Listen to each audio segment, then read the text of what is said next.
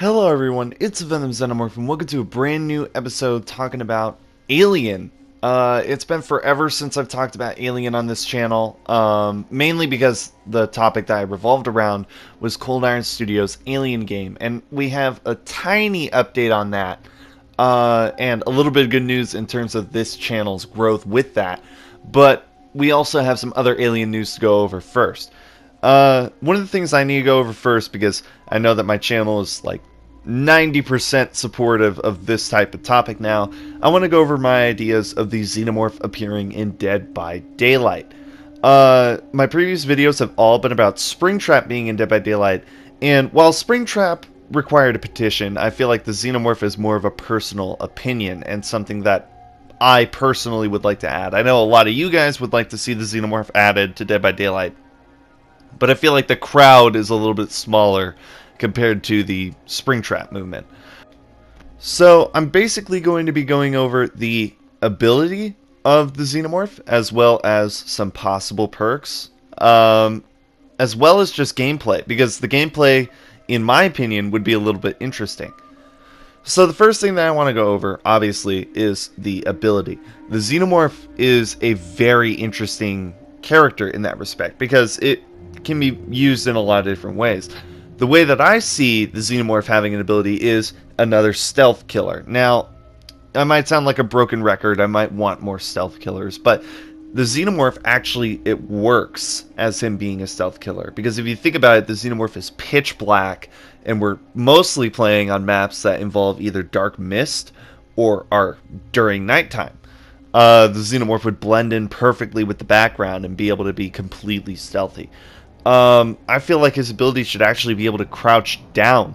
Similar to how the Wraith is able to ring his bell and turn invisible, I feel that the Xenomorph should crouch down and crawl on all fours, and basically allow it to have huge traversal ability, but he can only attack when he goes back up on 2 feet. This may sound similar to the Pig's ability, where she's able to crouch down and lunge forward. However, the Pig is still able to do an attack with that ability. The Xenomorph would not be able to do an attack. So it would be perfectly balanced in terms of stealth and combat. The next thing I want to go over is the Xenomorph's possible perks. I feel like the Xenomorph is a much weaker character than most of the other characters we've seen in Dead by Daylight. It is a stoppable creature. And because of that, I feel like its perks should be a little weaker. It should be the Xenomorph should be a character that only the toughest of the tough players in the game, the strongest players, if you will, that are able to play the game at the hardest level, should be able to take in as a new challenge. His perks should be a little bit difficult. I don't necessarily have an idea at the moment in terms of what perks specifically. I just know that this is going to be a hard killer. If we ever get the Xenomorph in Dead by Daylight, I feel like he is going to be a very difficult killer to play as. And that's why I want you guys in the comments down below to start giving me ideas on the Xenomorph in Dead by Daylight in terms of the perks. I will go over them in the next video, most likely. And I really want to have fun talking about the Xenomorph in Dead by Daylight. One of the things I think I need to talk about the most, though, is his Mori. I barely made a post talking about like a sneak peek for this upcoming video, and someone had already commented my idea for the Mori right off the bat. Basically, the Xenomorph would be able to stab you in the back with his tail while you're on the ground, similar to how he stabs Scar in the first Alien vs. Predator film, and picks him up and turns him around to face him, looks him dead in the eyes, and uses his second mouth to crush through his skull. I feel like what happened with Scar there is exactly what the Mori would be like, except with, obviously, the survivor. I think that would be a really... I wouldn't say it's a gory kill, because the only gore would really come out of the head, with the second mouth explosion coming out the back of the head. But besides that, it would be a really interesting Mori nonetheless. Definitely a Mori that we haven't seen before.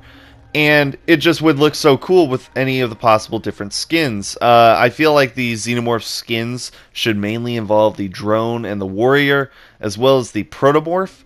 Maybe even do the Neomorph, because the Neomorph has a mouth and a mouth as well. although a slightly different one.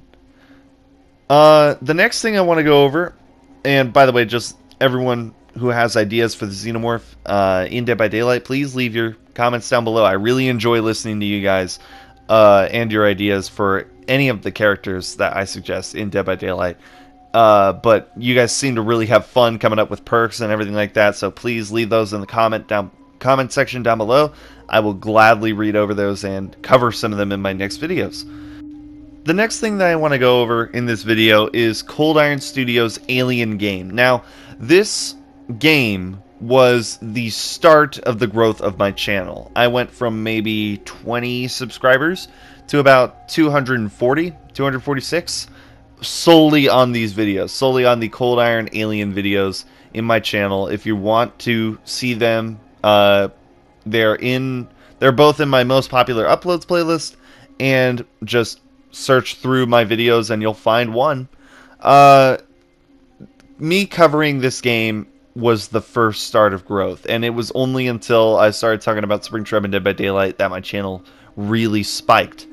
I decided to take advantage of this spike and contact one of the founders of Cold Iron, who had said that recently he had played the upcoming Cold Iron Aliens game on a Dolby TV and really enjoyed it, and said that it was really, really good, with a few weird surprises in it as well. And I decided to reach out to him and see if I could get any sort of comment or any sort of statement on the upcoming Cold Iron Alien game. And this is what he said. He said that everyone there at Cold Iron is still working hard at the game, and even before the Bay Area in California issued their shelter-in-place orders due to the virus, they had already been prepared to send everybody home with work at home and be able to continue the game ever since. And ever since the shutdown and stay-at-home order, they've been working on the game really hard ever since. And that's really good to hear, considering that that was the biggest thing that was going on, especially on the AVP Galaxy news site. A lot of people were confused over the fact that the site had said that they had suffered a massive delay, both by being bought by Scopely and by the virus, the pandemic. And it turns out that's not the case. The pandemic doesn't seem to have affected the game's status, and that is still being worked on. I had asked him afterwards if there was a release window, because a lot of people had estimated 2020, but because of the virus and everything, obviously that window had to have been shifted. And he just said in a very nice and simple fashion that the only people that know the release date are the people that work at Cold Iron, and they aren't ready to reveal that yet, which I completely understand. Not only that, but he said that when they are ready to share news on the game, they will be loud and clear with it. So everyone that wants an update on the Cold Iron Aliens game, just listen for it and it'll be there. He also made sure to tell me that if the game gets to the point that they can start sharing info, they'll make sure that I know what's going on. So I'll probably be one of the first Alien channels to actually cover the Cold Iron Alien game firsthand. So that's really exciting for me, and that definitely is a jump from where I was back when I was back at 100 subscribers, when I first started making Cold Iron video game videos that started surging in popularity. And the last thing that I want to go over is something really interesting. So, Dark Horse Comics for the longest time has been in charge of the Alien and Predator comic book lines. They're the ones that came up with the Aliens vs. Predator comic book storyline, which eventually led to the movies that weren't that great, but the games that were very hit and miss. One of them I actually really like. I think it's Alien vs. Predator 3. Where you get to play as the campaigns of both of all three, the human, the alien, and the predator, and I really enjoyed that game. I love that game a whole lot.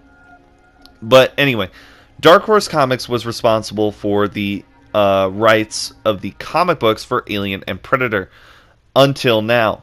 Marvel Comics has officially purchased Alien and Predator comic book rights. Now, you might be wondering why they didn't have it in the first place, and that was because the comic book rights had been sold to Dark Horse Comics from 20th Century Fox forever ago. I actually hold in my collection the first issue of Aliens in mint condition, and it's pretty incredible to have in my collection, but I'm getting torn aside here.